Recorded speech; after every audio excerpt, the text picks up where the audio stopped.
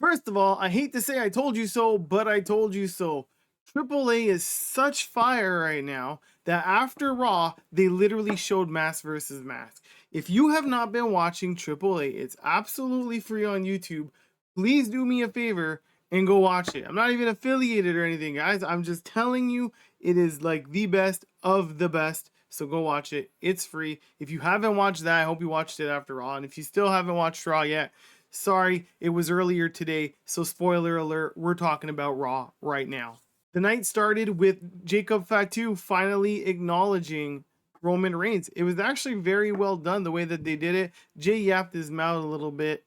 You know, Jacob still wasn't having it. He acknowledged him. He's proud of the bloodline now. Later in the night, though, the bloodline is definitely starting to ramp up closer to what they were when they were all united.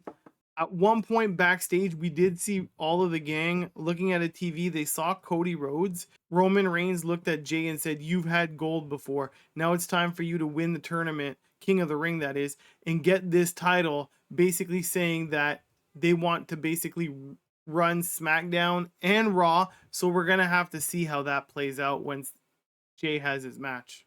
The first match was the King of the Ring round one. You had Oba, Solo, Penta, and Carmelo. I honestly got it wrong. I thought it was going to be like one-on-one. I don't know why I forgot that it was going to be a fatal four. But anyways, if you saw my video earlier, ignore that. They did a really good job with this match of making us believe that Oba was not going to win.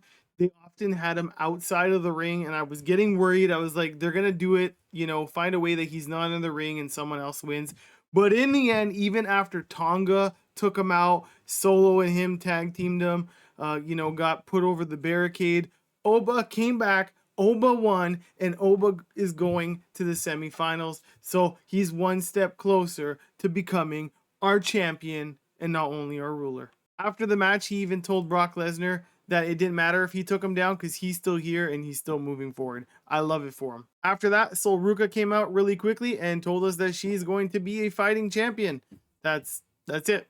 Rey Mysterio and Dragon Lee were able to defeat Ethan Page and Rusev. Honestly, it was a great match. I kind of wanted to see Ethan and Rusev win just because I feel like they both need it at this point. But, you know, it's Rey Mysterio. They're going to give Italy what they want. Iyo Sky advances in the Queen of the Ring tournament. She took on Julia, Roxanne, and Lash Legend. It was kind of obvious she was going to win towards the end. The whole match could have went in any of the women's favor, but in the very end, all three of them were in the top turnbuckle where someone, usually comes and power bombs all three. However, this time Lash power bombed Julia and Roxanne, but Iyo stayed behind. So after Lash hits her finisher, she doesn't realize that, Io's still up there, gets hit with the drop kick. She runs back and she hits the over the moon moonsault. I believe it was on Roxanne and got the 1, 2, 3. And Iyo, my girl, is moving on to the semifinals. And then very quickly backstage, Bayley and Lyra were having a bit of a chit chat about what's in future for them and if they meet each other in the tournament. Lyra got very distracted by Sol Ruka, who was back there, and basically left the interview and said, "Hey, I want a title shot." She's going to get a title shot. Bayley doesn't seem too happy that, Lyra wasn't focusing on them. So we're going to have to see how this plays out. Now, the main event was a beauty. It was Seth Rollins versus Bron Breakker. And man, it went all of the many right ways that you wanted this match to go. So the first big thing that happened was they were both on the announce tables. Bron Breakker was running towards Seth to put him through, but got countered with a pedigree. After that happened, of course, Austin Theory got involved, but that wasn't enough to give Bron Breakker the 1, 2, 3. Then Montez Ford got involved, and that still wasn't enough to get Seth the 1, 2, 3.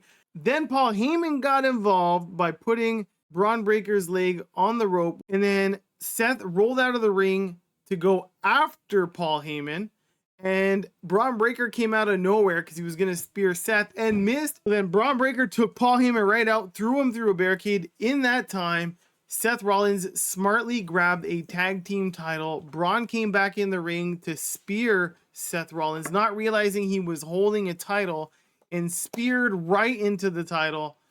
Then Seth hit the curb stomp. 1, 2, 3. That was our main event. Our winner was Seth Rollins, and I'm starting to think that Seth and Montez might actually become tag team champions together, and that's how they take down the Vision.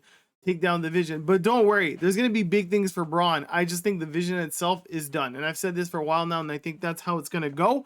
Let me know what you thought of tonight's Raw if you didn't watch it. And please, please, please, for the love of God, go watch AAA. And as always, if you haven't yet, please make sure you hit that follow button. It does help me a lot. If you like wrestling and everything else, this is the place to be for the content.